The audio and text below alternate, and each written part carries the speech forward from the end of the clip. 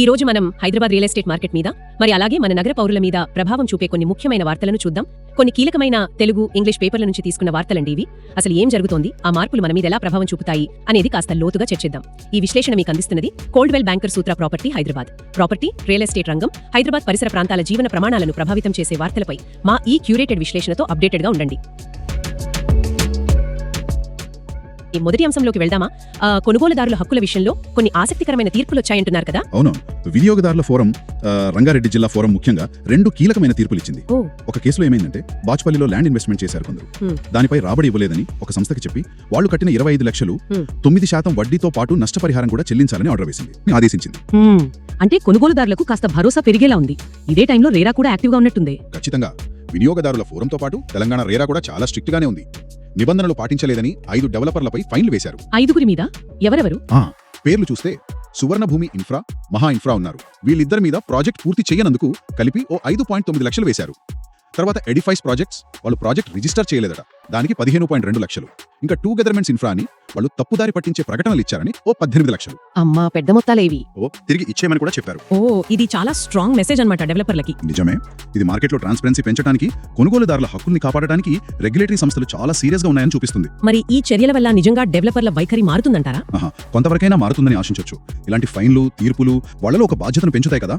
Long run లో చూస్తే ఇది క్వాలిటీ డెవలపర్లకు మంచిది, కొనే వాళ్ళ నమ్మకాన్ని నిలబెట్టడానికి హెల్ప్ అవుతుంది.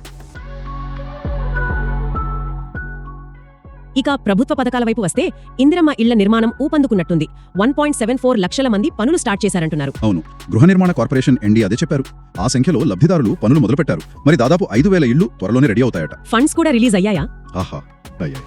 ఇప్పటికే 386 కోట్లకు పైగా రిలీజ్ చేశారట. లబ్ధిదారుల ఎంపికలో కొన్ని అభ్యంతరాలు వచ్చినా వాటిని చూసి అనర్హుల్ని తీసేసి అర్హులనే ఉంచుతున్నామని, ఆ 20,000 మందిని తీసేశారన్నదే నిజం కాదని కూడా క్లారిటీ ఇచ్చారు. ఓకే, అంటే ఇళ్ల నిర్మాణం జరుగుతోంది. దీంతో పాటే సిటీ ప్లానింగ్ లో కూడా ఏదో కొత్త టెక్నాలజీ అంటున్నారే, 3D డిజిటల్ ట్విన్ సిటీ అంట. అదేంటి? అది చాలా ఇంట్రెస్టింగ్ కాన్సెప్ట్. ఇప్పుడు ఓఆర్ఆర్ లోపల ఉన్న మొత్తం ఏరియా, అంటే సుమారు 2053 చదరపు కిలోమీటర్ల ప్రాంతానికి ఒక 3D డిజిటల్ మోడల్ తయారు చేస్తున్నారు. అంటే వర్చువల్ హైదరాబాద్ అన్నమాట. ఎగ్జాక్ట్లీ. నగరం ఎలా ఉందో అలాగే ఒక డిజిటల్ కాపీ. దీనివల్ల చాలా ఉపయోగాలున్నాయి. ట్రాఫిక్ జామ్స్ ఎక్కడ అవుతున్నాయి, యాక్సిడెంట్స్ జరిగితే ఎలా రెస్పాండ్ అవ్వాలి, కొత్తగా బిల్డింగ్స్ కట్టాలన్నా, పార్కులు ప్లాన్ చేయాలన్నా, వాటర్ సప్లై, కరెంట్ లైన్లు, ఇలాంటి ఇన్ఫ్రాస్ట్రక్చర్ అంతా మేనేజ్ చేయడం చాలా ఈజీ అవుతుంది. ముఖ్యంగా డిఫరెంట్ గవర్నమెంట్ డిపార్ట్మెంట్ల మధ్య కోఆర్డినేషన్ పెరుగుతుంది. బాగుంది. వేరే నగరాల్లో ఉందా ఇది? కోహిమా, ముంబై లాంటి నగరాల్లో ఆల్రెడీ వాడుతున్నారు. హైదరాబాద్ కి కూడా వస్తే పెద్ద మార్పు వస్తుంది. సూపర్, ఇది వస్తే బాగుంటుంది. సరే, ఇవన్నీ ప్లాన్స్, రెగ్యులేషన్స్, మరి అసలు మార్కెట్ రియాలిటీ ఏంటి? రీటైల్ లీజింగ్ బాగుందని ఒక వార్త ఉంది కదా? అవునవును, హైదరాబాద్ రీటైల్ లీజింగ్ మార్కెట్ నిజంగా చాలా స్ట్రాంగ్ గా ఉంది. ఈ సంవత్సరం ఫస్ట్ హాఫ్ లో పోయినేడాదితో పోలిస్తే 11% గ్రోత్ ఉందట. మొత్తం 15 లక్షల చదరపడుగుల స్పేస్ లీజ్ అయ్యింది. 11% అంటే మంచి గ్రోత్. చాలా మంచి గ్రోత్. ఇందులో కూడా హై స్ట్రీట్ ఏరియాల వాటానే ఎక్కువ, 89%. ముఖ్యంగా బాచుపల్లి, కొంపల్లి లాంటి ఏరియాల్లో లీజింగ్ బాగా జరుగుతోంది. జూబ్లీ హిల్స్ లో అయితే రెంట్లు కూడా 13.6% పెరిగాయట. ఓకే, మార్కెట్ పాజిటివ్ గా ఉంది. కానీ అదే సమయంలో కొన్ని నెగటివ్ వార్తలు కూడా వస్తున్నాయి. జీహెచ్ఎంసీలో మళ్లీ అవినీతి ఆరోపణలు. అవును, దురదృష్టవశాత్తు అది కూడా నిజమే. రాజేంద్రనగర్ సర్కిల్ డీసీ రవికుమార్ ను ఏసీబీ వాళ్ళు పట్టుకున్నారు. అక్రమంగా వసూలు చేస్తున్నారని ఆరోపణలు. డీసీ లెవెల్లోనా? అవును, జీహెచ్ఎంసీ చరిత్రలోనే ఏసీబీకి దొరికిన రెండో డీసీ అట ఈయన. కొంతమంది ఆఫీసర్లు హోటల్స్ మీద రైడ్స్, కన్స్ట్రక్షన్ సైట్స్ ఇన్స్పెక్షన్ల పేరు చెప్పి ఓనర్లను భయపెట్టి డబ్బులు తీసుకుంటున్నారని తెలుస్తోంది. ఇది చాలా డిస్టర్బింగ్. ఖచ్చితంగా. ఇలాంటివి ప్రజలకు సిస్టమ్ మీద ఉండే నమ్మకాన్ని దెబ్బతీస్తాయి. నిజమే. ఒకవైపేమో మార్కెట్ బలంగా ఉంది, ఫ్యూచరిస్టిక్ ప్లాన్స్ వేస్తున్నారు, ఇంకోవైపు ఏమో ఇలాంటి ఇష్యూస్. సరే, మొత్తంగా చూస్తే ఈ రోజు మనం చర్చించినవి కోర్టులు, రేరా చాలా యాక్టివ్గా ఉండటం, ఇందిరమ్మ ఇళ్ల ప్రోగ్రెస్, డిజిటల్ ట్విన్ లాంటి అడ్వాన్స్డ్ ప్లానింగ్, రీటైల్ మార్కెట్ బాగుండటం, కానీ అదే సమయంలో ఈ అవినీతి సమస్యలు.